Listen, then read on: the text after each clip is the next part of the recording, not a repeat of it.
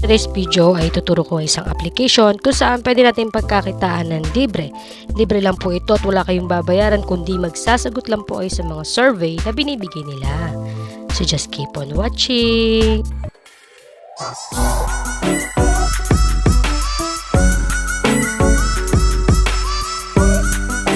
Okay guys, sumunta lang po kayo sa inyong mga Play Store o App Store at i-download nyo po ang application na Atapool. Ang Atapool is paid survey. Okay? Ang version po nito is 0.4.3 at updated po siya ng July 30, 2024. So, open na po natin ang application. Sa ngayon po, wala po akong survey.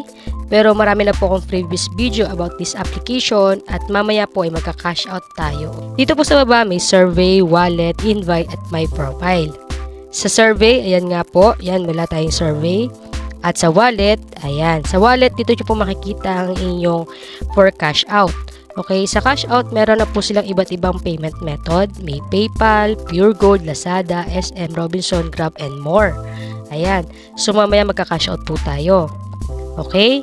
So, pagkatapos po, dito po sa invite, pwede po tayong mag-invite gamit ang ating referral code at may makukuha po tayong 10% earnings.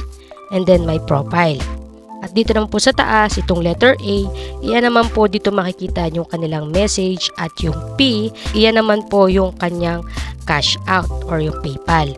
So, dito na po tayo ngayon sa GCash. Magka-cash out po tayo gamit ang ating GCash. I-click lang po natin itong 200 dahil meron na po tayong 200 na naipon sa ating wallet balance. And then, redeem card. Are you sure?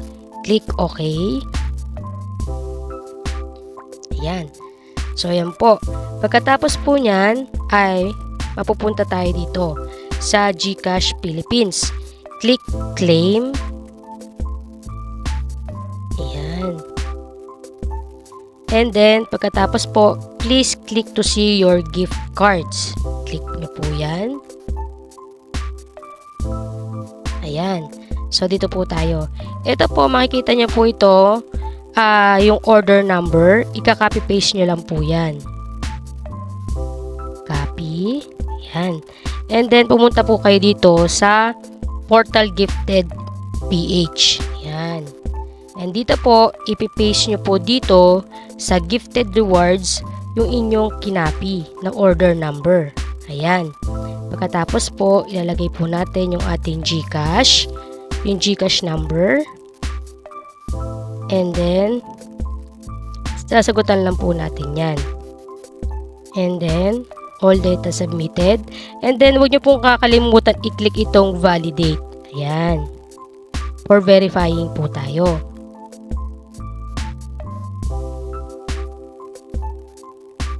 Ayan. So, okay na po. Validate natin. Saka po natin i-click itong submit. Basta correct lang po yung number. Do-double check nyo po para po pumasok sa ating GCash account. And then, submit.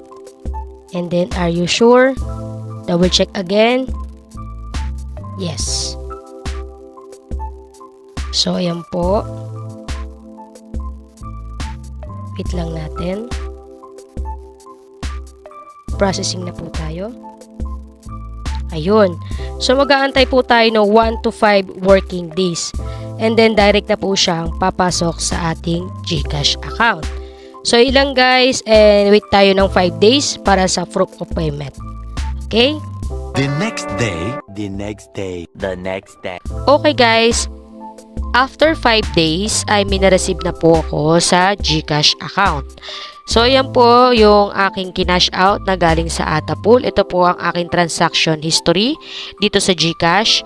At makikita niyo po yung date, August 5, 2024. Dahil kinash out ko po yun is August 1. So still legit po at paying po ang application na Atapool. At direct na po siyang papasok sa ating GCash. At ito po ang lalabas disbursement at amount 200 pesos na kinash out ko. Ayan po. Ito po ang aking transaction history. Ayan. So makikita nyo po ang transaction history ko. Ayan. So still legit po and paying po ang application. So, ayan guys, sana may natutunan kayo sa akin video and please don't forget to like, subscribe, and click notification bell. Thank you for watching.